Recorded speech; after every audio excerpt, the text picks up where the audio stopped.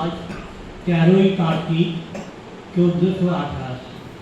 শিউলিবেলা সাহিত্য পত্রিকার পক্ষ থেকে সকলকে জানাই শুভ বিজয়া ও শুভ দীপাবলির আন্তরিক প্রীতি, শুভেচ্ছা ও অভিনন্দন।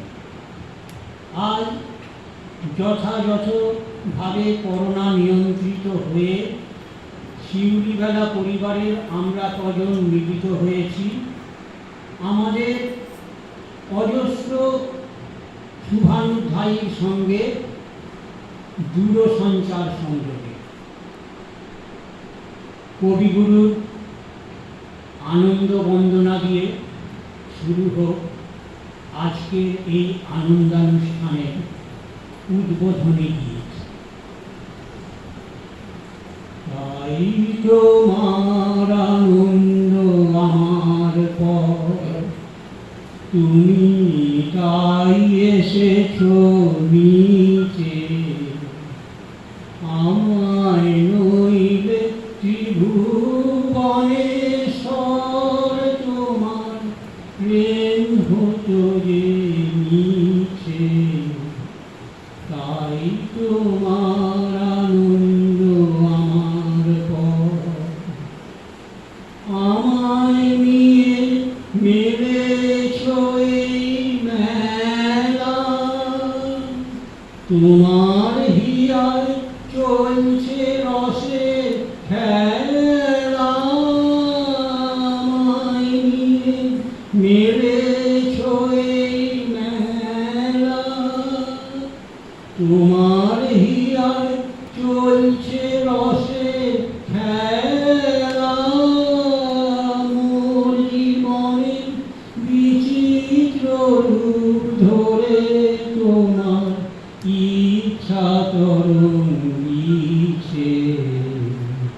তাই তোমার আনন্দ আমার পর, তাই তো তুমি রাজার রাজা হো প্রভু আমার হৃদয় লাগি। ফিরছ কত মনোহরণ দেশে প্রভু, নিত্য আছো জাগি। তাই তো তুমি রাজার রাজা হো, তাই তো প্রভু হেথায় এলো নেমে। তোমারি প্রেম বিশ্ব প্রাণে প্রেমে। তাই তো প্রভু হেথায় এলো নেমে। তোমারি প্রেম বিশ্ব প্রাণে প্রেমে। তোমার যুগল সম্মিলনে যেথায় পূর্ণ প্রকাশিছে। তাই তোমার আনন্দ আমার পর, তুমি তাই এসেছো নিচে। আমায় নইলে ত্রিভুবনেশ্বর তোমার প্রেম হতো যে নিচে। তাই তোমার আনন্দ আমার পর।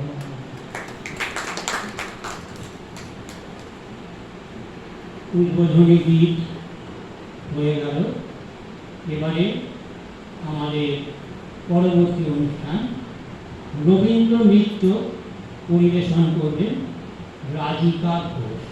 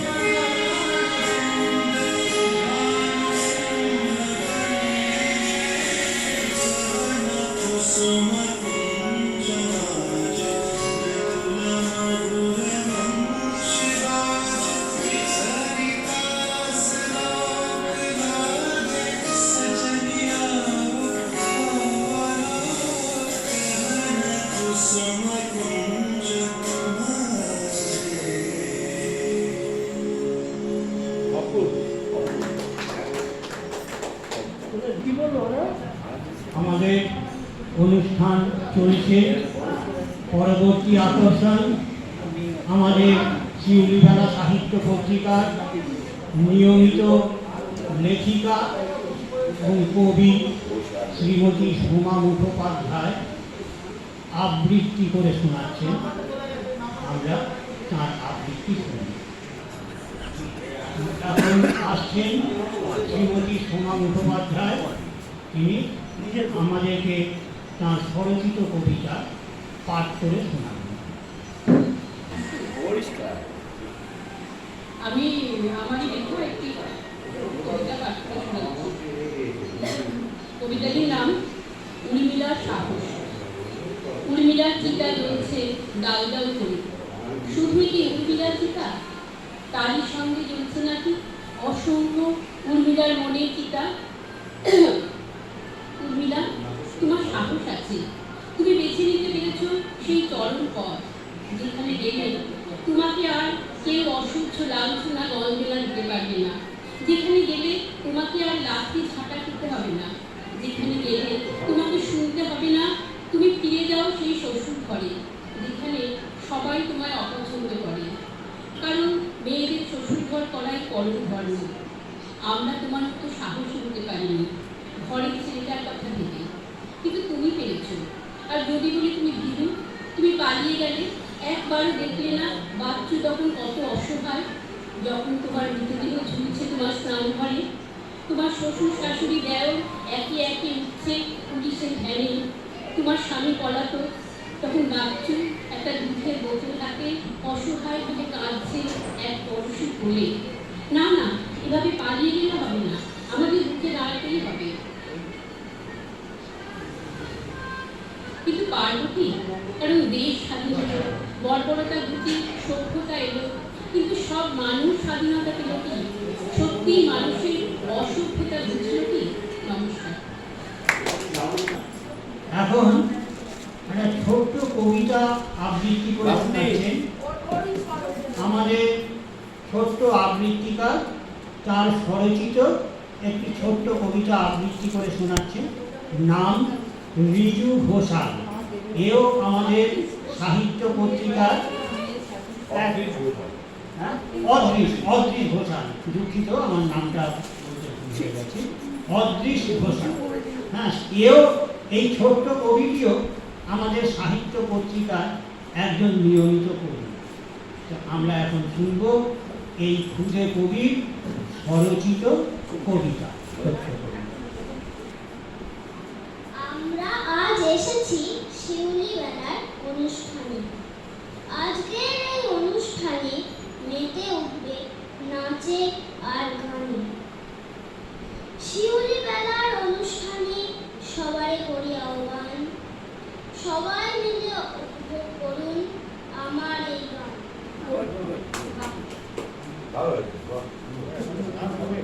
ধন্যবাদ, ধন্যবাদ আমাদের খুদে কবি অদৃশ ঘোষালকে। এখন এই অদৃশ ঘোষাল শুধু কবি নয়, একজন খুদে গায়ক, সঙ্গীত শিল্পী। এখন সে তার একটি গান পরিবেশন করে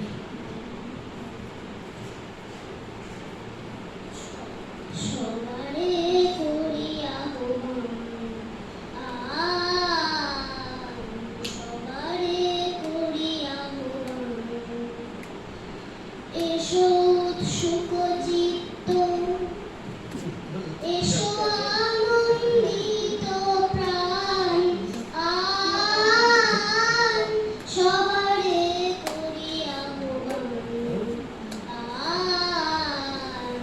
সবারে করি আহ্বান। হৃদয় দেহ পাতি, হে থাকার দিবারাতি, হৃদয় দেহ পাতি,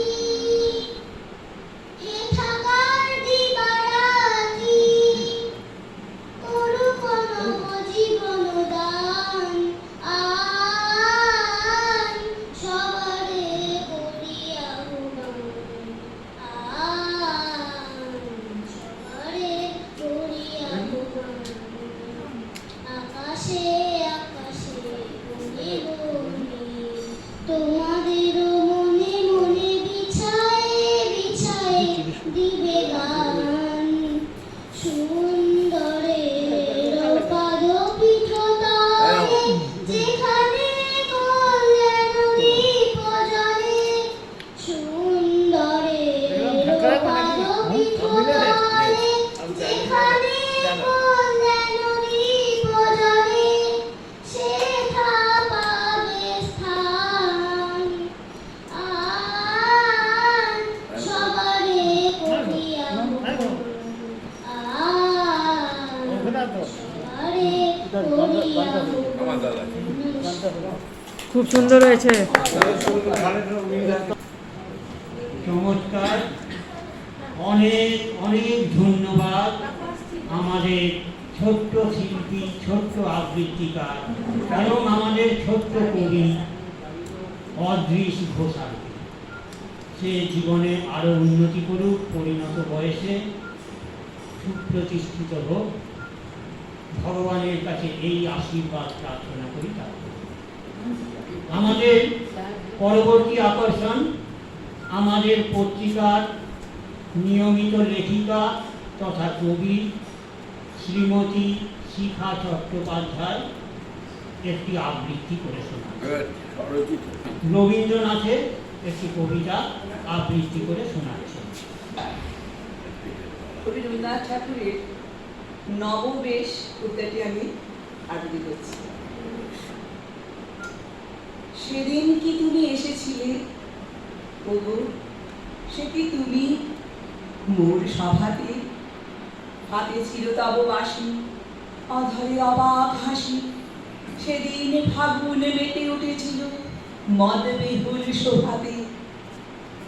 সে কি তুমি ওগো সেদিন নবীন প্রভাতে, নবযৌবন সভাতে। সেদিন আমার যত কাজ ছিল সব কাজ তুমি ভোলালে। খেলিয়ে সে কোন খেলা, কোথা কেটে গেল বেলা। ঢেউ দিয়ে দিয়ে হৃদয়ে আমার রক্ত কমল ফোটালে। পুলকিত মোর পরাণে তোমার বিলোল নয়ন বোলালে। সব কাজ মোর ভোলালে।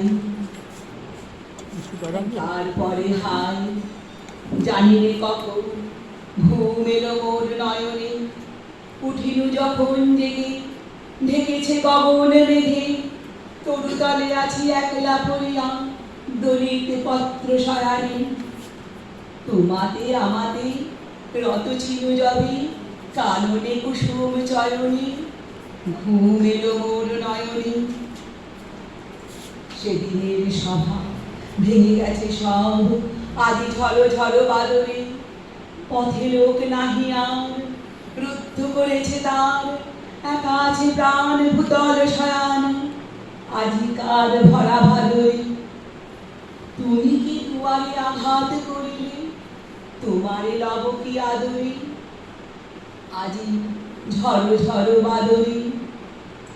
তুমি যে এসেছ ভস্যমণির তাপস মূর্তি ধরিয়া, স্তিমিত নয়ন তারা ঝরিছে অনল পারা, সিক্ত তোমার জটাজুট হতে শরীরে পড়েছে ঝরিয়া, বাহির হইতে ঝড়ের আধার আনিয়াছ সাথে করিয়া, তাপস মূর্তি ধরিয়া। নদীর ভীষণ মৌন রিক্ত এসো মোর ভাঙালয়ে, ললাটে তিলক লেখা যেন সে বন্দি লেখা, হস্তে তোমার লৌহ দণ্ড বাজিছে লৌহ বলয়ে। শূন্য ফিরিয়া যেও না অতিথি, সব ধন মোর নালয়ে, এসো এসো ভাঙালয়ে। নমস্কার।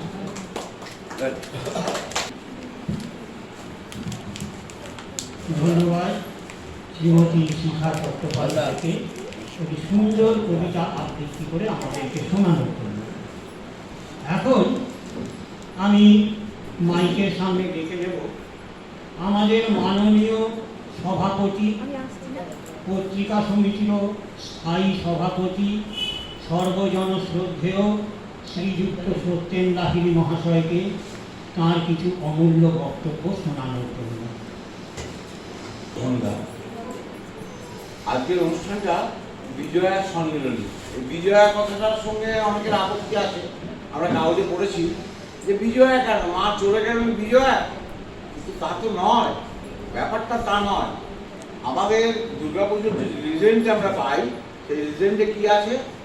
এক তো মেধস মুনি তার সমস্ত কিছু ফিরে পেয়েছিলেন, বিজয় উৎসব, এই জন্য বিজয়। আর একটা বিজয় কি? রাবণ অকাল বোধন করেছিলেন রামচন্দ্র। আসল দুর্গাপুজো হয় আমাদের অন্য সময় মহিষার চৈত্র মাসে, সেটা মহিষাসুর মর্দিনী বলে পুজো হয়। আর সেই দুর্গাপুজোটাই এখন ব্যাপ্তি লাভ করে গেছে অকাল বোধনের যে দুর্গাপুজো রামচন্দ্র করেছিলেন। রামও রাবণকে হত্যা করেছিলেন সন্ধি পূজার সন্ধিক্ষণে। সেই জন্যে বিজয় এবং বিজয় উৎসব, এই কারণে আমরা বিজয়া সম্মিলনী বলি।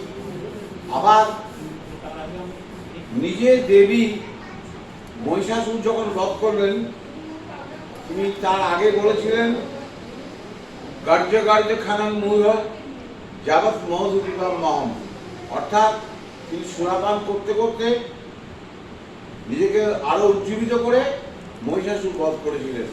এটাও একটা বিজয়। তাই আমরা বিজয়া সম্মেলন করি। আপনারা সবাই এসেছেন, অনেকের অনেক রকম কাজ থাকে। এটা হয়তো আমার শেষ ভাষণ, তার কারণ শরীর আর বইছে না, বয়সটা অনেক হয়ে গেল, 84 পেরিয়ে 85-র দিকে পা বাড়াচ্ছি, শরীরে অনেক রোগ। আমি এদের সঙ্গে থাকবো ডেফিনেটলি, কিন্তু কোনো পদে আর থাকছি না। আমি পদে আজকেই পদত্যাগপত্রটা মাননীয় সম্পাদককে দিয়েছি, এবং আমি আশা করবো একজন নতুন সম্পাদক আমরা পেয়ে যাবো, সভাপতি একজন ভালো পেয়ে যাবো। আর ভ্যাকেন্ট থাকে না কখনো, কাজেই আমি জড়িত থাকবো এদের সঙ্গে, কিন্তু আর কোনো পদে থাকতে পারছি না। সবাইকে ভালো রাখবেন, সবাই ভালো থাকবেন, নমস্কার। ধন্যবাদ মাননীয় সভাপতি মহাশয়কে তাঁর সুন্দর রুচিমধুর বক্তব্য উপস্থাপিত করার জন্য। কিন্তু একই সঙ্গে তিনি তার বক্তব্যে আমাদের একটু ভারাক্রান্ত করে দিয়ে গেলেন, কারণ আমাদের মন বলছে যেতে নাহি, আমাদের মন বলছে যেতে নাহি দিব। আপনার এই পদ কি সম্মানীয় পদ, আপনি আমাদের কাছে অতি সম্মানীয়। আপনি এই পদে আসীন থাকুন। আপনার উজ্জ্বল নাম, আপনার উজ্জ্বল উপস্থিতি আমাদের আরো উজ্জীবিত করছে এবং করবে। আপনার উপদেশ, পরামর্শ, আশীর্বাদ নিয়ে আমরা পথ চলব। কাজেই আমাদের স্বনির্বন্ধ অনুরোধ, আপনি আপনার পদটা ছাড়বেন না, আপনার পদে আসীন থাকুন। আপনাকে আমরা বেশি পরিশ্রমের চাপ নিতে দেবো না, সেই জন্য আমরা আছি, আপনার সৈনিক হিসেবে আমরা আছি। ঠিক আছে। এরপরে আমাদের পরবর্তী আকর্ষণ,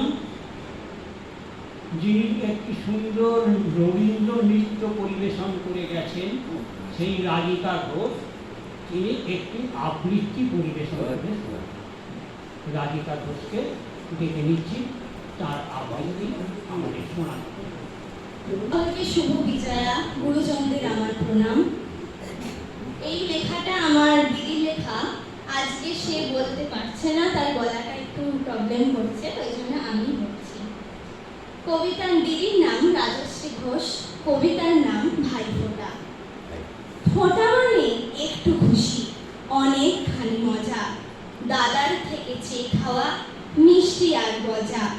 ফোঁটা মানে হরেক রকম গিফট পাওয়ার আশা, ভাই বোনের মিলন আর অটুট ভালোবাসা। ফোঁটা মানে শুক্ত পায়েস, অনেক রকম স্বাদ, অপেক্ষা আবার এই দিনের একটি বছর বাদ। নমস্কার। এখন আরেকটি আবৃত্তি করে শোনাবেন আমাদের পত্রিকা সমিতির মাননীয়া সহসভাপতি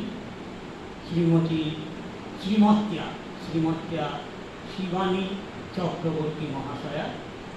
তিনি রবীন্দ্রনাথকে উদ্দেশ্য করে একটি কবিতা লিখেছেন, আর সেই কবিতাটি তিনি আমাদের সামনে আবৃত্তি করেছেন।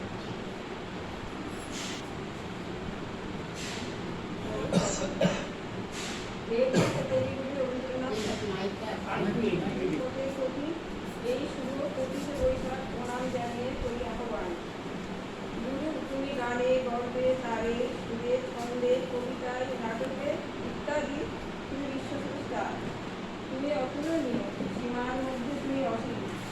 তোমার চরণ কমল রতন রেণুকা অন্তরে আছে সঞ্চিত, এবং হতে বিশ্বে আমারে পরিজন করে বঞ্চিত। এ বিশ্বে দাও প্রভু তোমার নিত্য আশীর্বাদ, ভয় হতে তুমি অভয় দাও প্রভু, যাও অবসাদ। তোমার সুরবাণী অনন্ত গগনে রোখে রোখে যায়, প্রেমে প্রাণে প্রাণে গন্ধে এ নিবিড় প্লাবিত হয়। উঠো উঠো তরা, উঠিল রবি মিছিল মাঝে, আজই প্রভাতে গভীর আলো রশ্মিতে বুঝাও অন্ধকার বিশ্ববাসীর নতুন কাজে।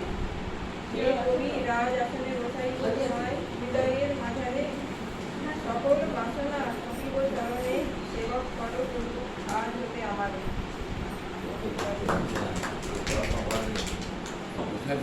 আমাদের পরবর্তী আকর্ষণ একটি শ্রুতি নাটক। নাটকটি হচ্ছে বেড়ি ভাঙার শব্দ।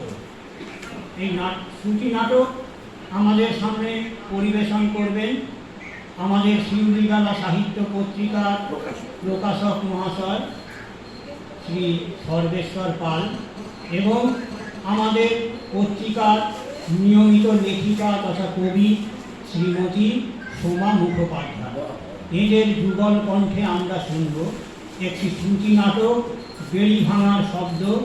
কাহিনী ঋত্বিক ঘটক, নাট্যরূপ সুভাষ বন্দ্যোপাধ্যায়। আসছেন শ্রী সর্বেশ্বর পাল এবং শ্রীমতী সোমা মুখোপাধ্যায়। শুরু হচ্ছে আমাদের শ্রুতি নাটক বেড়ি ভাঙার শব্দ।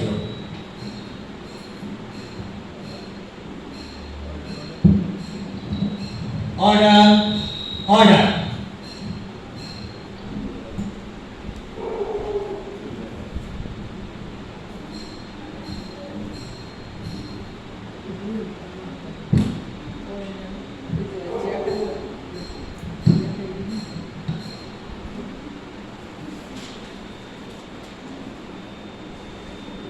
ইওর অনার, আমি জানি আমি আইনের চোখে অপরাধী, সেই জন্যই তো আমি কোর্টে সারেন্ডার করেছি।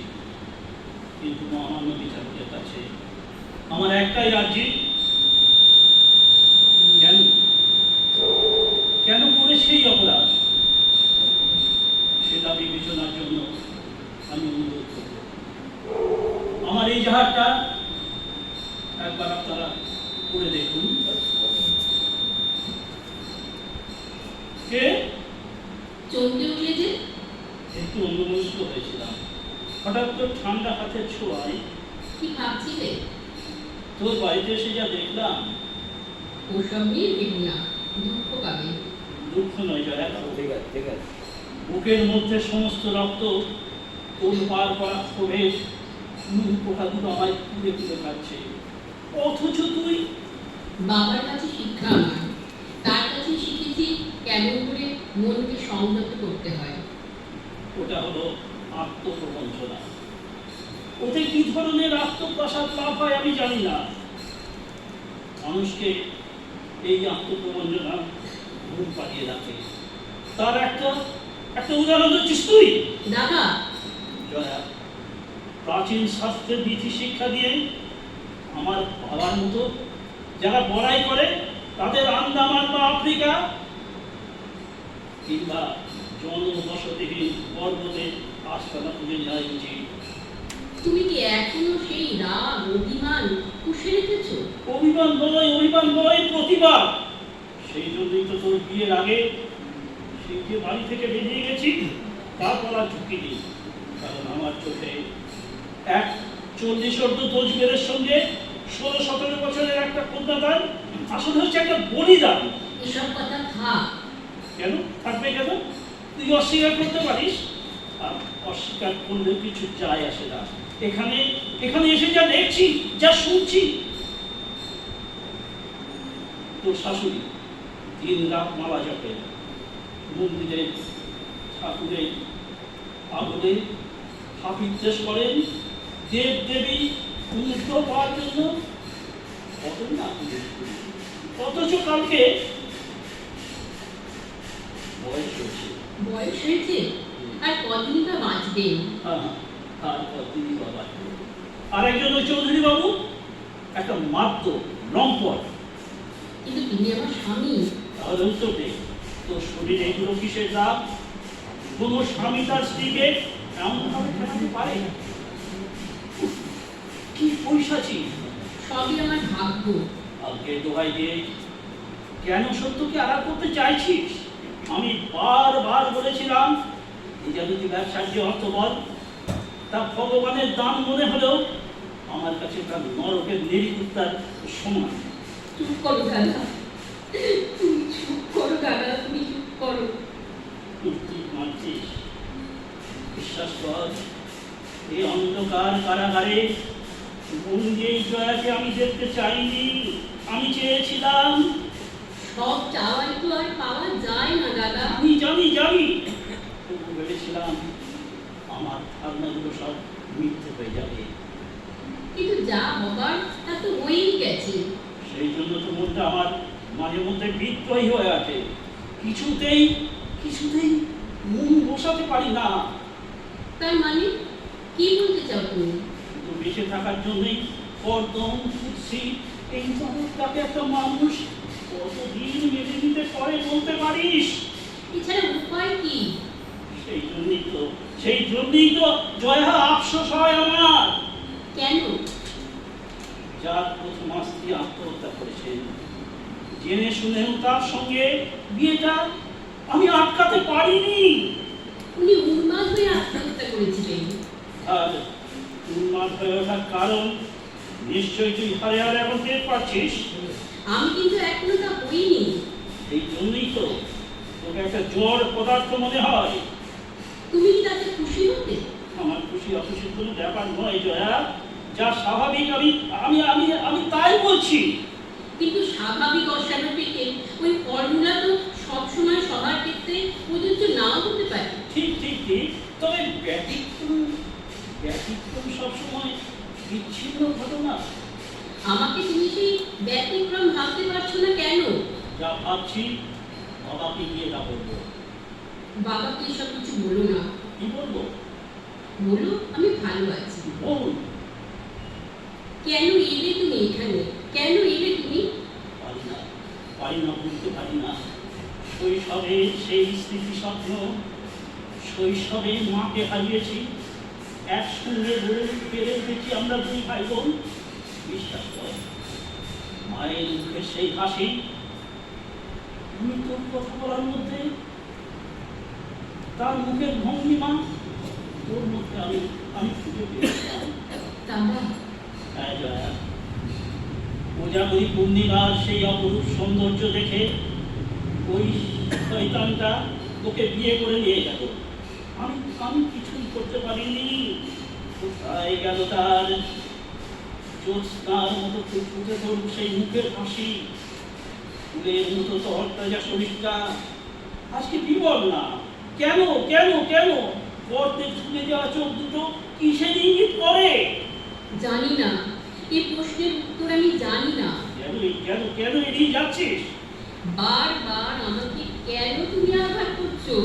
কারণ ওকে সেই যন্ত্রণায় আমি এখন মাতালের মতো দিক বিবেক শূন্য হয়ে গেছি। আমি আমার বিবেক, আমার অনুভূতি সর্বদাই আমাকে চাবুক মারে, নির্মম চাবুক। আহ, কি যন্ত্রণা, কি অসহ্য যন্ত্রণা।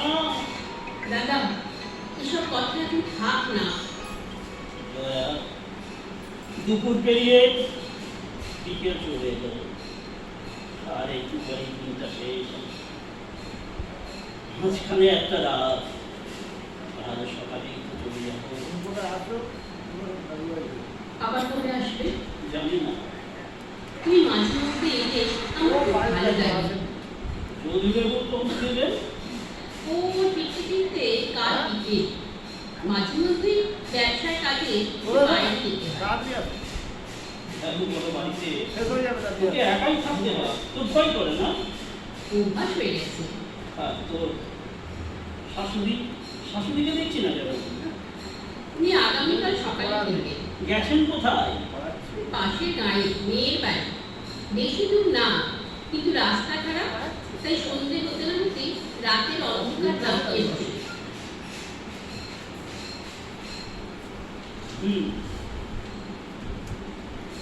ভাবছি কি ভাবছো?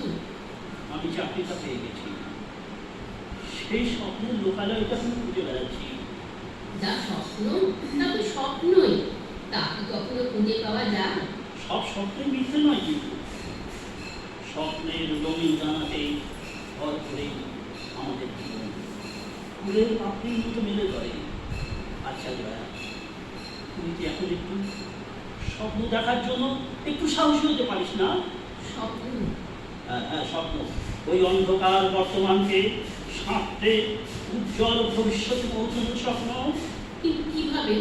এখনো সময় আছে, তুই আমার সঙ্গে চল, আমার সাথে থাকবি। তা হয় না। কেন কেন কেন বল, কেন তা হয় না? যার হাতে শাঁখা, কপালে সিঁদুর, তার কাছে শ্বশুরের বিবি একমাত্র সম্বল। ওইসব শাস্ত্রবিধি মেয়েদের সবসময় কৃতদাসী বানিয়ে রেখেছে। কিন্তু সমাজ তো এগুলোকেই নিয়ম বলে মেনে নিয়েছে। কারণ কোনো না কোনোভাবে মেনে নিতে বাধ্য করা হয়েছে। এসবের প্রাচীরে ফাটল দেখা দিয়েছে। আয় আয় জয়, আমার কাছে আয়। আমি তোর হাতে পায়ে ওই বেরিগুলোকে আমি ভেঙে ফেলতে চাইছি।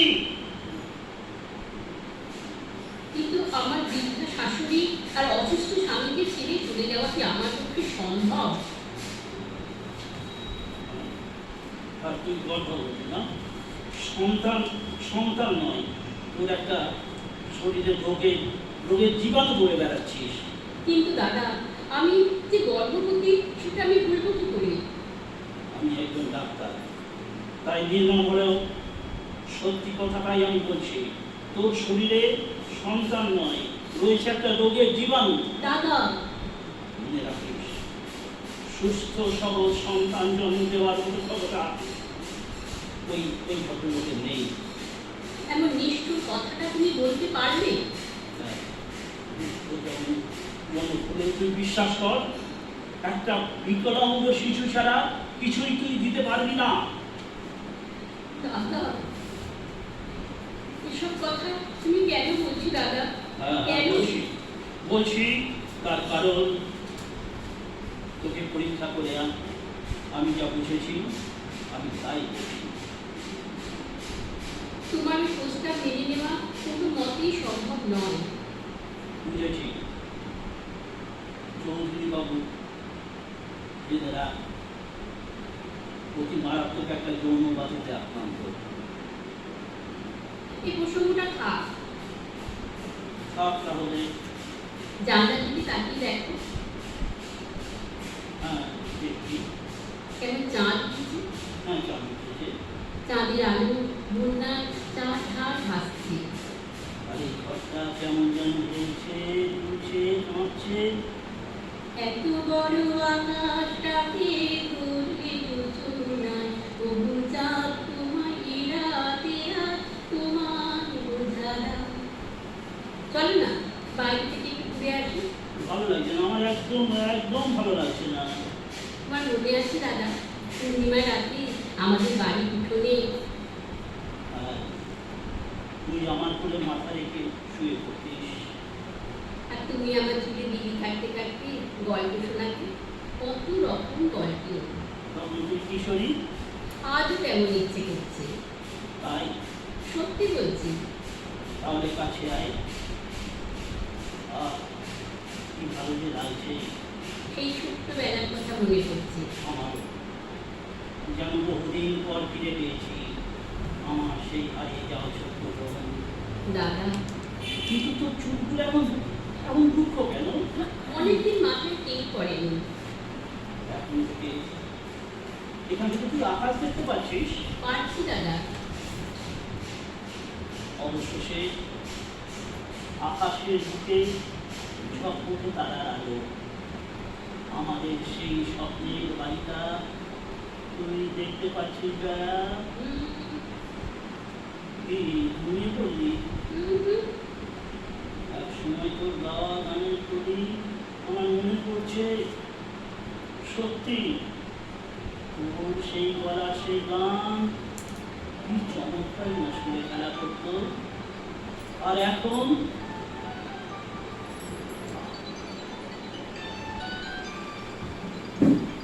হ্যাঁ লর্ড, জয়ার গলাটা এত নরম, সামান্য চাপ দিতেই আঙুলগুলো বসে গেল। না, ও আমার উদ্দেশ্য একদম বুঝতে পারিনি। তবুও শেষ মুহূর্তে ধরে আমার হাত চেপে পড়েছিল। বাঁচার সেই চেষ্টা, শেষ চেষ্টা। এই দেখুন আমার হাতে ওর বসে যাওয়ার মুখের ফলগুলো এখনো এখনো চুইয়ে চুইয়ে রক্ত পড়ছে। সেই রক্ত দিয়ে ওর সিঁদুরকে সিঁদুর আমি মুছিয়ে দিয়েছি। এটি আমার দিকে বিস্ফোরিত চোখে সবাই তাকিয়ে আছে কেন? কি বলতে চাও? কি বলতে চাও তোমরা? এজলাসে যার দিকেই তাকাচ্ছি তার মুখেই আমি জয়ার সেই বিভৎস মুখটা দেখতে পাচ্ছি। এরকম হচ্ছে কেন?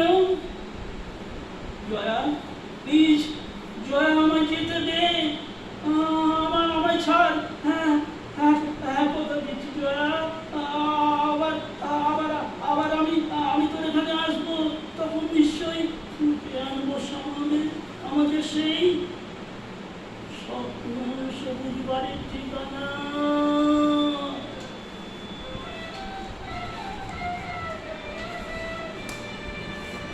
নমস্কার।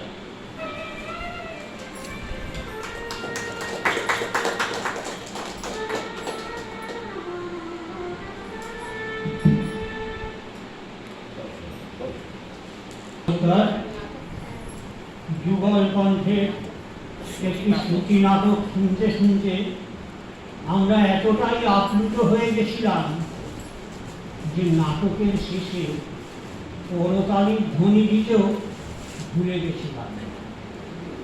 একটা সুন্দর নাটক আমাদের প্রত্যেকের হৃদয় ছুঁয়ে গেছে।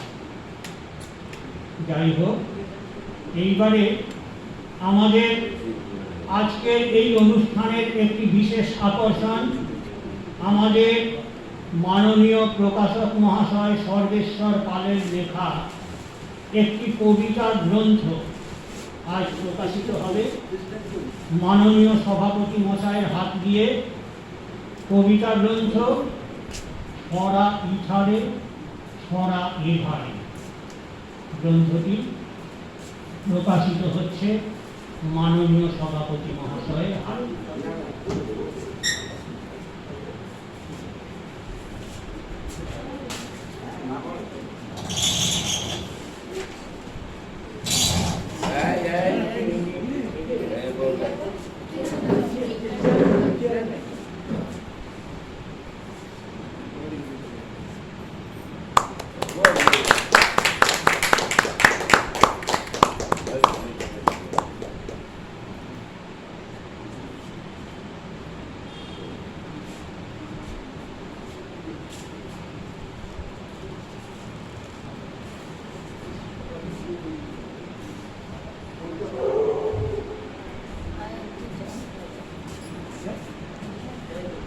এটি আমাদের প্রকাশক মহাশয়ের দ্বিতীয় কবিতা গ্রন্থ। তার প্রথম কবিতা গ্রন্থ প্রকাশিত হয়েছিল গত বছর। গ্রন্থটির নাম ছিল ছড়া গাছ। সেটাও আমরা সবাই পেয়েছি। আজকে পেলাম ওনার দ্বিতীয় কবিতা গ্রন্থ, এবং আগামীতেও ওনার আরও কবিতা গ্রন্থ আমরা পাব। এবং ওনার কবিতা নিয়মিত শোনা যায় বেতার তরঙ্গে, আকাশবাণীতে, যুব ভারতীতে, FM প্রচার তরঙ্গে, গোড়াই অনুষ্ঠানে ওনার ছড়া শোনা যায়। সেই জন্য এই শতাধিক লিমেরিক গ্রন্থের এটা প্রচ্ছদের নামকরণ। ভেতরে আছে ছড়া গাছ প্রথম কবিতা গ্রন্থ, আর দ্বিতীয় হলো এই ছড়া ইথারে ছড়া এপারে। ধন্যবাদ মাননীয় প্রকাশক।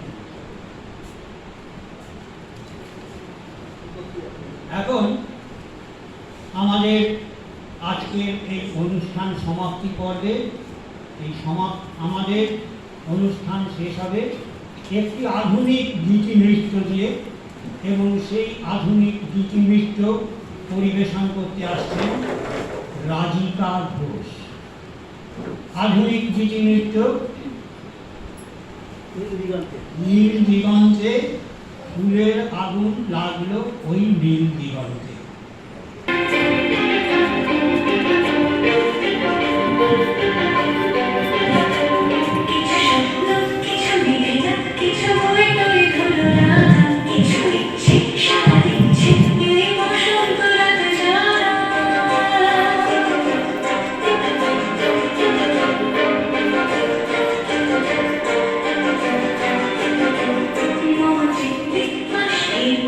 আজ পলাশ ফুলের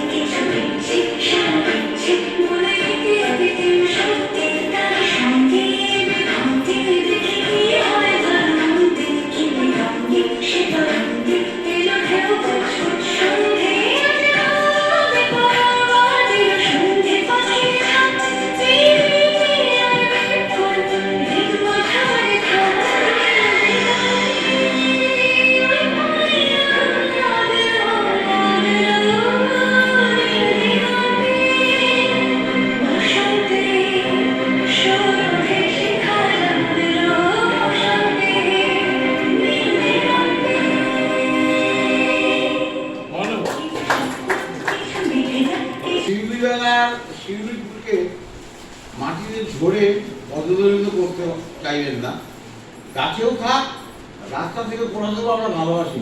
এই শিউলি বেলা যেন ফুটে থাকতে পারে এই আশায় আমরা বেঁচে আছি। আমরা আশা করব যে আপনারা সবাই একটু আর্থিক সহায়তাও করবেন যাতে শিউলি বেলা আবার প্রকাশ হয় এবং এই তরুণ তরুণী যারা নতুন লেখক তারা উৎসাহ বর্ধক এই জিনিসটা পেতে পারে। কাজেই শিউলি বেলা সমস্ত দুজন কর্মী আমাদের মূলত আছেন, সর্বেশ্বর পাল প্রকাশক এবং এই সম্পাদক মশাই। এরা না থাকলে শিউলি বেলা প্রকাশ করা সম্ভবই হতো না। আমি তো সাইলেন্ট ওয়ার্কার, একদম silent, total bed ridden silent worker. Anyway, তবু শিউলি বেলা চলুক, আপনাদের সহযোগিতা একান্ত কাম্য। শিউলি বেলা বন্ধ না হয় সে ব্যাপারটা আপনাদের দেখতেই হবে। নমস্কার, ধন্যবাদ। আপনারা আবার যে কোনো অনুষ্ঠানে একটু আসবেন। সবাইকে ভালোবাসলাম, নমস্কার জানালাম। আজকের সন্ধ্যা প্রীতিময় হয়ে থাকুক, এটাই কামনা। উপস্থিত সকলকে ধন্যবাদ জ্ঞাপন করে এবং আমাদের দূর প্রচার সংযোগে যে অজস্র শুভানুধ্যায়ীরা আছেন তাদের সবাইকে শুভ বিজয়া এবং শুভ দীপাবলির প্রীতি শুভেচ্ছা ও অভিনন্দন জানিয়ে আজকের আমাদের আনন্দানুষ্ঠান এখানেই শেষ করছি। সবাই ভালো থাকবেন।